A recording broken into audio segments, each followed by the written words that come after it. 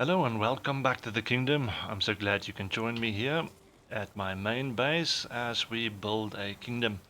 We are busy building and adding some new stuff to our main base. As you can see, we did this pathway in the previous episode that actually brings us to this point where we are going to put all of our focus today, which is the living quarters, the bedroom, the place to eat and everything, as well as the armory on the other side. So that is what we're going to focus on today. We're probably not going to be able to finish them, as most of the decorations that I want to use, of course, uses tar. So I am trying to speed my way to get ready to take on Moda. I think the biggest problem so far is I haven't found Moda yet. I don't know where on the map I can find him, because he's not there. He's not there on that mountain either, and also it doesn't seem to be like he's on that mountain as well. So I'll have to go and see if I can find some other mountains that so that we can get to the plains. Now, technically speaking, you don't really need Moda to get to the plains. It's just that I want to do it in that order. We need the tar for the decorations that we want to use and everything. So yeah, the sooner we get there, the better. But for now, I'm just going to start trying to lay out the idea that I have in my head for the living quarters. That's going to go this way. I'm probably going to have to extend this wall a little bit further as well. See if I can even extend the living quarters down to the water down here. And then, as I said, it's going to be one building that actually goes over this walkway, creating a tunnel that you can go through. And the other side, we're going to have the armory for the arrows, armor, tools, and weapons and stuff. So glad you can be here with me. So just sit back, relax as we go through the build. And every now and then I might just bring you back for sharing some of my thoughts in terms of what I want to do or what I want to accomplish. So that's what we're going to do for today. So take a coffee, tea, cold drink, whatever you have, enjoy, and let's see how this works out, shall we?